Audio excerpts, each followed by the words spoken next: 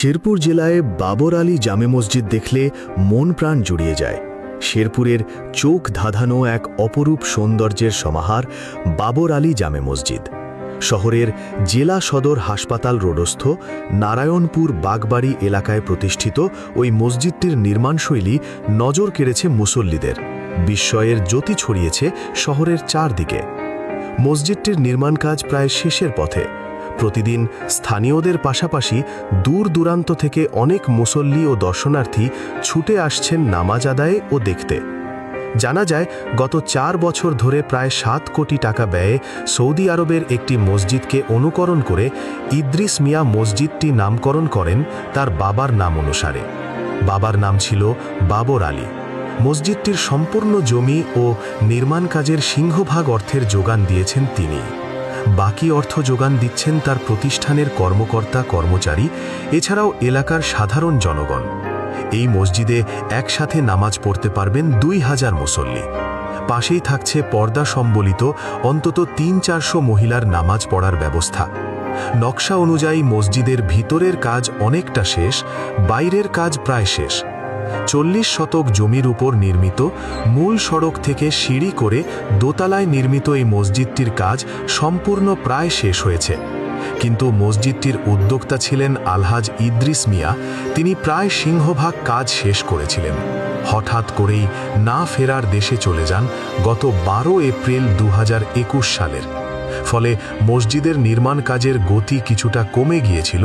তবে তার উত্তরসূরি একমাত্র ছেলে গুলজার মোহাম্মদ ইয়াহিয়া জিহান এবং স্থানীয়দের সহযোগিতায় ইতিমধ্যে কাজ সম্পূর্ণ করেছেন। এদিকে এ মসজিদের নাম ছড়িয়ে পড়ায় দূর দূরান্ত থেকে মুসলিম সম্প্রদায়ের লোকেরা মসজিদটি দেখতে এবং নামাজ পড়তে আসেন।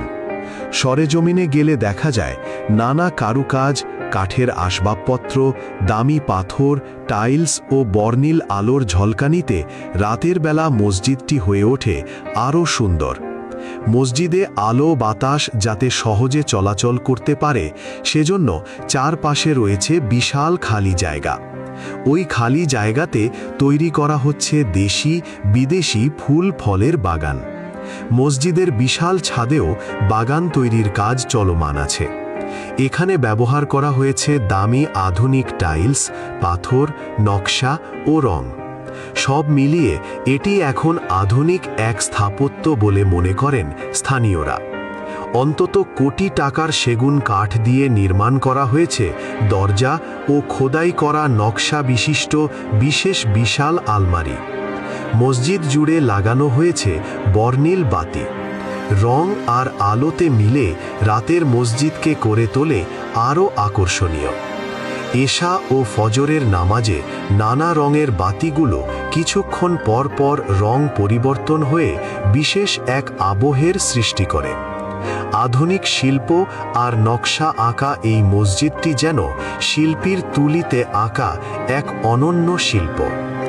এই মসজিদের মুয়াজ্জিনের মায়াবী আজানের ধ্বনি এবং ইমামের সূরা কেরাত এলাকার মুসলমানদের নামাজের প্রতি বিশেষ এক আগ্রহের সৃষ্টি করে বলে শহরের অনেকেই জানিয়েছেন।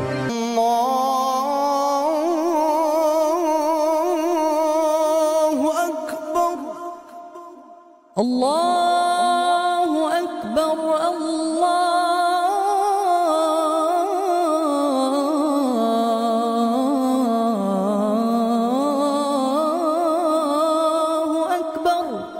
মুসল্লিদের সুবিধার্থে মসজিদটিতে থাকছে গরম ও ঠান্ডা অজুর পানি। মসজিদটিতে শীতাতপ নিয়ন্ত্রিত। মসজিদের এক কোণে বসানো হয়েছে একটি ফোয়ারা। এই মসজিদের প্রতিষ্ঠাতা ইদ্রিস মিয়ার শেষ ইচ্ছা অনুযায়ী মসজিদের পাশেই তাকে সমাহিত করা হয়েছে। মৃত্যুর আগে স্বজনদের বলে গেছেন এই মসজিদটি যেন সর্বদা উজ্জীবিত রাখা হয়। মসজিদটির অসমাপ্ত কাজের বাস্তবায়ন প্রসঙ্গে ইদ্রিস মিয়ার একমাত্র ছেলে গুলজার মোহাম্মদ ইয়াহিয়া জিহান বলেন, একটি অত্যাধুনিক মসজিদ নির্মাণ করা নিয়ে বাবার দেওয়া প্রতিশ্রুতি অবশ্যই তিনি রক্ষা করবেন। এজন্য মসজিদের পূর্ববর্তী সকল পরিকল্পনা অক্ষরে অক্ষরে পালন করা হবে। যা যা প্রয়োজন তাই করা হবে। সব মিলিয়ে বাবর আলী জামে মসজিদ আজ শেরপুর শহরের গর্ব, ধর্মপ্রাণ মুসলমানদের হৃদয়ের টান এবং এক অনন্য স্থাপত্যের নিদর্শন। স্থানীয়দের মতে এটি কেবল একটি মসজিদ নয়, বরং শিল্পীর তুলিতে আঁকা এক চিরন্তন শিল্পকীর্তি।